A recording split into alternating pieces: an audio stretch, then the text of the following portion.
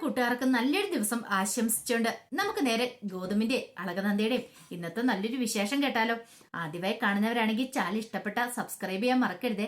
അതോടൊപ്പം തന്നെ കണ്ടുകൊണ്ടിരിക്കുന്ന എല്ലാവരുടെ സപ്പോർട്ടിലേക്കും തുടർന്നും പ്രതീക്ഷിച്ചുകൊണ്ട് നമുക്ക് നേരെ നമ്മുടെ വിശേഷത്തിലേക്ക് അങ്ങോട്ട് പോയാലോ.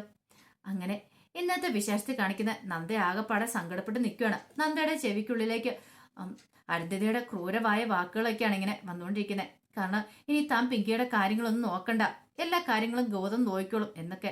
അതൊക്കെ ഓർത്ത് കഴിഞ്ഞപ്പോൾ നന്ദയ്ക്ക് സഹിക്കാൻ പറ്റിയില്ല. അപ്പോഴേക്കും ഗൗതം ഇങ്ങോട്ട് വന്നു. ഗൗതം വന്നിട്ട് ചോദിച്ചു, എന്താ നീ എന്താ ആലോചിച്ചുകൊണ്ടിരിക്കണമെന്ന് ചോദിക്കാം. അത് പിന്നെ ഞാൻ അന്നേ ഗൗതം സാറിനോട് പറഞ്ഞില്ലേ ഇതൊന്നും ശരിയാവത്തില്ലെന്ന്. എനിക്കറിയായിരുന്നു ആ പിങ്കിയുടെ സ്വഭാവം എന്താന്ന്. പിങ്കി മനഃപൂർവ്വം ഇതൊക്കെ ഈ സരോഗസിക്ക് പിങ്കി മനഃപൂർവ്വം സമ്മതിച്ച ഗൗതം സാർ നമ്മളെ തമ്മിൽ തെറ്റിക്കണം. ഗൗതം സാറിനെ പിങ്കിക്ക് സ്വന്തമാക്കണം, അതിനു വേണ്ടി മാത്രമാണെന്ന് പറയണം. നന്ദ നീ എന്തൊക്കെയാ പറയണേന്ന് ചോദിക്കണം. ഞാൻ പറഞ്ഞ സത്യമാ, അല്ലാതെ ഇപ്പൊ അല്ലെന്ന് പറയാൻ പറ്റുമോ? മര്യാദക്കാണെങ്കിൽ അവളുടെ കാര്യങ്ങളൊക്കെ ഞാൻ നോക്കൂലേ, പക്ഷെ അവൾക്ക് അത് പോരാ. ഇപ്പൊ അവളുടെ ചിറ്റ എന്ന് പറയുന്ന ഒരുത്തിയും കൂടെ വന്നിട്ടുണ്ടല്ലോ. രണ്ടുപേരും കൂടെ കൂടി ചെന്നിട്ടുള്ള പ്ലാനിങ്ങാ. എന്നെ അവിടുന്ന് അകറ്റിയിട്ട് ആ സ്ഥാനത്തേക്ക് അവൾക്ക് കയറി വരണം, അതിനു വേണ്ടിയിട്ടുള്ള പ്ലാനാ. ഗൗതം സാർ എനിക്കിപ്പോ എല്ലാം മനസ്സിലായി. ഞാൻ ഇവിടെ ആരും അല്ലാതാൻ പോവാ. എന്റെ ഇവിടുത്തെ ജീവിതം തീർന്നു. ഇനി ഞാൻ എങ്ങോട്ടെല്ലാം ഇറങ്ങേണ്ടി വരും. അവള് പ്രസവിച്ചോടെ കഴിഞ്ഞിട്ടുണ്ടെങ്കിൽ ഒരിക്കലും എന്റെ കുഞ്ഞിനെ എനിക്ക് കിട്ടാൻ പോണില്ലെന്ന് പറയണം. ഗൗതം പറഞ്ഞു, നന്ദേ നീ എന്തൊക്കെ വിട്ടിത്തരേ പറയണേ, അങ്ങനെയൊക്കെ സംഭവിക്കുമെന്ന് ചോദിക്കും. പിന്നെ സംഭവിക്കാതെ ഉറപ്പായിട്ട് നടക്കാൻ പോകുന്ന കാര്യങ്ങൾ അതാ. അതിനു വേണ്ടിയിട്ടാണ് അവൾ ഈ പ്ലാനൊക്കെ തയ്യാറാക്കിയത്. എനിക്ക് നല്ല ഉറപ്പുണ്ട് ഈ സരോഗസിക്ക് പിന്നിലും അവളുടെ വലിയൊരു ചതി തന്നെ ഉണ്ടെന്ന് പറയണം. ഏയ് അതൊക്കെ നിന്റെ വെറും തോന്നല് മാത്രല്ലേ? തോന്നലല്ല, അല്ലെങ്കിൽ തന്നെ ഗൗതം സാർ ഒന്ന് ഓർത്തു നോക്കി ഇവിടെ എന്തൊക്കെയാ നടക്കണേന്നുള്ള കാര്യം. ഇപ്പൊ ആ ഗിരിജ എന്ന് പറയുന്ന അവര് പിങ്കിക്കൊപ്പം സപ്പോർട്ട് ചെയ്തല്ലേ എപ്പോഴും നിൽക്കുന്നത്. എന്തുകൊണ്ടാ? പിങ്കിനെ ഗൗതം സാറിനെ തമ്മിൽ ഒന്നിപ്പിക്കണം. അത് മാത്രമാണ് ഇന്നലെ വന്ന ഗിരിജ എന്ന് പറഞ്ഞ ആ അവരുടെ ഒരു ഉദ്ദേശം എന്ന് പറയണം. ഇത് ഇങ്ങനെയൊന്നും തെറ്റിദ്ധരിക്കില്ല. നിനക്കറിയാലോ എന്തൊക്കെ വന്നു പറഞ്ഞാലും ഞാൻ ആരുടെ പുറയൊന്നും പോകാൻ പോകുന്നില്ലെന്ന്. അതൊക്കെ എനിക്കറിയാം, പക്ഷെ പറഞ്ഞിട്ട് കാര്യമില്ല. ഇത് നമ്മുടെ കുഞ്ഞാണ് പിങ്കിയുടെ വയറ്റി വളർന്നുകൊണ്ടിരിക്കുന്നത്. ഒരു പക്ഷെങ്കിൽ എതിർത്ത് കഴിഞ്ഞിട്ടുണ്ടെങ്കിൽ ആ കുഞ്ഞിനെ പോലും ഇല്ലാതാക്കാൻ അവൾ മടിക്കത്തില്ല. അവളുടെ സ്വഭാവം ശരിക്കും എനിക്ക് അറിയാവുന്നതുകൊണ്ടാന്ന് പറയാം. ഗൗതം പറഞ്ഞു, അത് ഒരിക്കലും അതുപോലെ ഒന്നും നടക്കാനൊന്നും പോകുന്നില്ല, നീ ധൈര്യമായിട്ട് ഇരിക്കാൻ പറയണം. ആ സമയം പിങ്കി അകത്തേക്ക് എന്നു. ഗിരിജ വന്നിട്ട് എങ്ങനെയുണ്ട്? സൂപ്പറായി പൊളിച്ചല്ലേന്ന് ചോദിക്കണം. പിന്നെ അല്ലേന്നോ? അതെ, ഗിരിച്ചിട്ട് ഇങ്ങോട്ട് വന്നില്ലായിരുന്നെങ്കിൽ കാര്യങ്ങളൊക്കെ അവതാളത്തിലായിരുന്നു പറയാം. കൃത്യസമയത്തിന് ചിറ്റ ഇങ്ങോട്ട് എന്തായാലും വന്നേന്ന് പറയാം.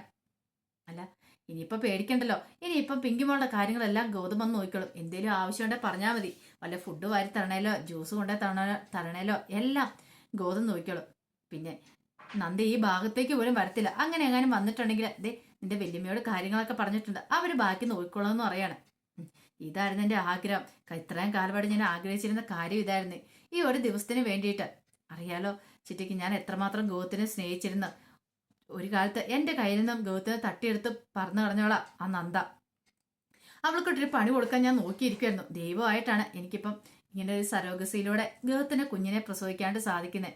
കണ്ടു, അവസാനം വരുമ്പോൾ നന്ദനെ ഇവിടെ നിന്ന് അടിച്ചു പുറത്താക്കിയിട്ട് ഞാനും ഗൗതം സുന്ദരമായിട്ട് ജീവിക്കുമെന്ന് പറയണം. ഗിരിജി പറഞ്ഞു, അതൊക്കെ നടക്കാൻ പോകുന്ന കാര്യമല്ലേ, അതുകൊണ്ട് മോൾ ഇനിയിപ്പോൾ അതേക്കുറിച്ചൊന്നും ഓർത്ത് വിഷമിക്കണ്ട കേട്ടോ. പിന്നെ ഗർഭിണികൾക്ക് ഈ സമയത്ത് മനസ്സിന് നല്ല സന്തോഷം കാര്യങ്ങളാ വേണ്ടേന്ന് പറയണം. അതെനിക്കറിയാം, പക്ഷേങ്കില് മോള് ധൈര്യമായിട്ട് റെസ്റ്റ് എടുക്കുക, ഞാൻ ഇപ്പം വരാമെന്ന് പറഞ്ഞുകൊണ്ട് ഗിരിജ അങ്ങോട്ട് ഇറങ്ങി പോവാണ്. ആ സമയം ലക്ഷ്മി അമ്മയുടെ അടുത്തേക്ക് നന്ദ ചെല്ലുവാണ്. നന്ദ എന്നൊരു മുഖം കണ്ടപ്പോൾ തന്നെ ലക്ഷ്മി അമ്മയ്ക്ക് തോന്നി എന്തോ ഒരു പന്തികളുണ്ട്. എന്താ നന്ദ മോളെ, എന്ത് പറ്റി? നിന്റെ മുഖം എന്താ വല്ലായിരിക്കണമെന്ന് ചോദിക്കും. അത് അമ്മയ്ക്ക് അറിയാലോ ഇവിടെ നടക്കുന്ന കാര്യങ്ങളൊക്കെ. എനിക്കറിയത്തില്ല അമ്മ എന്ത് ചെയ്യണമെന്ന്. എനിക്ക് എൻ്റെ കുഞ്ഞിനെ നഷ്ടപ്പെടുന്ന ഒരു തോന്നല്. കാരണം പിങ്കിക്ക് ഒരു ശ്രദ്ധയില്ല. എൻ്റെ കുഞ്ഞല്ലേ, എനിക്ക് ശ്രദ്ധിക്കാതിരിക്കാൻ പറ്റില്ലല്ലോ. അവളിപ്പോൾ എന്ത് ശ്രദ്ധക്കേട് കാണിച്ചാലും എനിക്ക് പ്രശ്നമാവും. കാരണം എൻ്റെ കുഞ്ഞിന് എന്തെങ്കിലും സംഭവിച്ചിട്ടുണ്ടെങ്കിൽ പിന്നെ എത്ര പ്രതീക്ഷയോടെ ഞങ്ങൾ കാത്തിരിക്കുമെന്ന് അറിയാവോ. അന്ന് ഞാൻ ആകുന്നേ പറഞ്ഞ ഗീതന്റെ സരോഗസിക്ക് വേണ്ടി നിർദ്ദേശിച്ചാൽ മതിയെന്ന്. അപ്പം ഇടപടിയെന്ന് അങ്ങോട്ട് പിങ്കി വന്നിട്ട് പിങ്കി ആ കാര്യങ്ങളെല്ലാം ചെയ്തു. ഇത് മനഃപൂർവ്വം ചതി ചെയ്ത അമ്മയെന്ന് പറയാണ്. നന്ദമോളെ നീ അതൊന്നും ഓർത്ത് വിഷമിക്കണ്ടെന്ന് പറയണ. എങ്ങനെ വിഷമിക്കായിരിക്കും? ഇപ്പൊ തന്നെ പിങ്കിയുടെ ആ ഗിരിജാന്റിയുടെയും കൂടെ കളിയാത് കണ്ടില്ലേ. ഞാനിപ്പോ പിങ്കിയുടെ ഒരു കാര്യം അന്വേഷിക്കാൻ ചെല്ലണ്ടെന്ന്, എല്ലാ കാര്യങ്ങളും അവര് നോക്കിക്കോളാന്ന്.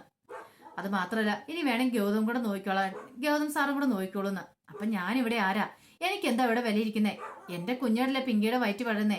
എനിക്ക് ആഗ്രഹമില്ലേ എന്റെ കുഞ്ഞിനെ കുഞ്ചിക്കണമെന്നും അല്ലെങ്കിൽ എന്റെ കുഞ്ഞിനെ ഞാൻ വാരി കൊടുക്കണമെന്നൊക്കെ എന്റെ മനസ്സിൽ മോഹങ്ങളൊക്കെ ഇല്ലേ. പക്ഷെ എന്ത് ചെയ്യാനാന്ന് പറ. ഇത് കേട്ടത് ലക്ഷ്മിയമ്മ പറഞ്ഞു, ഇത്രയുള്ള കാര്യം അതൊന്നും കുഴപ്പമുള്ള കാര്യമല്ല, അതൊക്കെ എന്താണ് നമുക്ക് പരിഹരിക്കാവുന്നുള്ളെന്ന് പറയണ. നീ ധൈര്യമായിട്ടിരിക്കും മോളെ എന്നൊക്കെ പറയണ.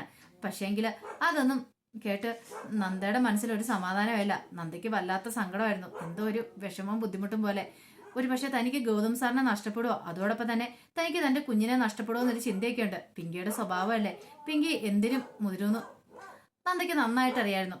പിന്നീട് ലക്ഷ്മിയമ്മ എന്ത് ചെയ്യണം, ലക്ഷ്മിയമ്മ നേരെ അരുതിയുടെ അടുത്തേക്ക് എല്ലുവേണം. അപ്പൊ അരുതി എന്താ ലക്ഷ്മി, നിനക്ക് എന്തോ എന്നോട് പറയാനുണ്ടല്ലോ എന്ന് ചോദിക്കണം. അത് പിന്നെ എന്താന്ന് വെച്ചാ, അല്ല നന്ദമോള് പിങ്കിയുടെ കാര്യങ്ങളൊക്കെ അന്വേഷിച്ചോട്ടെ എന്ന് പറഞ്ഞാൽ അതെന്താ ഇപ്പൊ അങ്ങനെ? അല്ല അത് പിന്നെ എന്ന് വെച്ചിട്ടുണ്ടെങ്കിൽ അവൾക്ക് നല്ല വിഷമമുണ്ട്, അവളുടെ കുഞ്ഞല്ലേ, അപ്പൊ അവൾക്ക് ആഗ്രഹം കാണത്തില്ലെന്ന് ചോദിക്കാം. അതെ, നന്ദയാണെങ്കിൽ എപ്പോ നോക്കിയാലും പിങ്കിയുമായിട്ട് ഒന്ന് പറഞ്ഞ് രണ്ടാമത്തേന് ഓരോ പ്രശ്നങ്ങൾ ഉണ്ടാക്കിക്കൊണ്ടിരിക്കും. അത് ഒരിക്കലും ശരിയല്ല. അത് ഈ സമയത്ത് ഒന്നാമത്തെ കാര്യം പിങ്കി പ്രഗ്നന്റ് ആയിട്ടിരിക്കുന്നതെന്ന് അറിയാലോ, അവളുടെ മനസ്സിന് സമാധാനം ഈ സമയത്ത് വേണ്ടേ. പക്ഷേങ്കിൽ നന്ദയെ സംബന്ധിച്ചിടത്തോളം നന്ദ ഓരോന്ന് അവളെ അടിച്ചേൽപ്പിക്കാൻ ശ്രമിക്കുമെന്ന് പറയണം. തീർച്ചയായിട്ടും ലക്ഷ്മിയമ്മ പറഞ്ഞു, അതെങ്ങനെ ശരിയാവും? അവള് പിങ്കി ഓരോന്ന് കാണിച്ചു കഴിയുമ്പോൾ അതൊക്കെ അവളെ നേർവഴിക്ക് നടത്താനും നന്ദ നോക്കുന്നേ. ഒന്നും അല്ലേലും നന്ദമോളൊരു ഡോക്ടർ അല്ലേന്ന് ചോദിക്കണം, അവൾക്ക് കാര്യങ്ങളൊക്കെ അറിയാൻ പാടില്ലെന്ന് ചോദിക്കും. എന്ന് പറഞ്ഞിട്ട് കാര്യമുണ്ടോ? നന്ദ എന്തോ ഒരു വാശി പോലെയാ പിങ്കിയോട് പെരുമാറുന്നത്. അതൊന്നും ശരിയാവത്തില്ല. അങ്ങനെ വന്നിട്ടുണ്ടെങ്കിലേ ആ കുഞ്ഞിന് കേടാ. ഇന്ത്യവരത്തിന്റെ അടുത്ത അവകാശം വരാനായിട്ട് പോകുന്നേ. ആ കുഞ്ഞിനൊരു പോറല് പോലെ ആക്കാനായിട്ട് ഞാൻ സമ്മതിക്കില്ല എന്ന് പറയണം. അതുകൊണ്ട് തൽക്കാലത്തേക്ക് നന്ദയോടെ പിങ്കിയുടെ അരിയിലേക്ക് ചെല്ലണ്ടെന്ന് പറ. ഇനി ഗൗതം വേണേ കാര്യങ്ങൾ എന്താന്ന് വെച്ചാൽ നോക്കിക്കോളും, അവൾക്ക് എന്ത് വേണമെങ്കിലും വാങ്ങിച്ചോ കൊടുത്തോളും, നന്ദ അങ്ങോട്ട് ചെല്ലണ്ടെന്ന് പറയണം. ലക്ഷ്മിക്ക് ഒരു കാര്യം മനസ്സിലായി, ഇതിങ്ങനെ വെറുതെ വിട്ടിട്ട് കാര്യമില്ല. എല്ലാത്തിനും കാരണക്കാരി ആ ഗിരിജയാണ്. ഗിരിജ വന്നതിന് പിന്നെയാണ് ഇങ്ങനെയൊക്കെ. ഒരു പക്ഷേങ്കിൽ പിങ്കിയുടെ മനസ്സിലേക്ക് വേണ്ടാത്ത പ്രതീക്ഷകളൊക്കെ നിറച്ചു കൊടുക്കുന്ന ഗിരിജയാണ്. അതിനുശേഷം നേരെ ലക്ഷ്മിയമ്മ ചെല്ലുന്ന ഗിരിജയുടെ അടുത്തേക്കാണ്. അപ്പൊ ഗിരിജ അങ്ങനെ ന്യൂസൊക്കെ നോക്കിക്കൊണ്ടിരിക്കുകയായിരുന്നു ഫോണിനകത്ത്. അപ്പൊ തന്നെ ചെന്ന് പറഞ്ഞു, ഗിരിജ തിരക്കിലാണെന്ന് ചോദിക്കാം. ഇല്ല ലക്ഷ്മിയമ്മ, എന്താ കാര്യം ചോദിക്കാണ്. അതെ, എനിക്കൊരു കാര്യം പറയാനുണ്ടായിരുന്നു പറയാം. എന്താ? അതെ, പിങ്കിയുടെ കാര്യങ്ങൾ നന്ദ നോക്കുന്നതിൽ ഗിരിജയ്ക്ക് എന്തെങ്കിലും ബുദ്ധിമുട്ടുണ്ടോ എന്ന് ചോദിക്കും. അല്ല അത് പിന്നെ എനിക്കല്ലല്ലോ ബുദ്ധിമുട്ട്, പിങ്കിക്കല്ലേന്ന് ചോദിക്കുകയാണ്. അല്ലെങ്കിൽ തന്നെ ഓർത്തോ, പിങ്കിക്കാണ് ഇഷ്ടമില്ലാത്ത സാധനങ്ങളൊക്കെ അവളെ കൂടെ നിർബന്ധിച്ച് കുടിപ്പിക്കാൻ ശ്രമിക്കാൻ നന്ദ, അതൊക്കെ ശരിയാന്ന് തോന്നുന്നുണ്ടോ എന്ന് ചോദിക്കും. ഇതേടെ ലക്ഷ്മിയമ്മ പറഞ്ഞു, അതെ ഈ സമയത്ത് പെൺകുട്ടികൾ ഇങ്ങനെ കുറെ സമയം കിടന്ന് ഉറങ്ങാൻ പാടില്ല. അതുപോലെ തന്നെ നല്ല ആരോഗ്യകരമായ ഫുഡൊക്കെ കഴിക്കണം. അവിടെയൊക്കെ എന്താ കുഴപ്പമിരിക്കുന്നത്? അങ്ങനെയൊക്കെ ചെയ്യാനായിട്ട് നന്ദ പറയുന്നതാണോ പിങ്കിക്ക് തെറ്റായിട്ട് തോന്നുന്നതെന്ന് ചോദിക്കുക.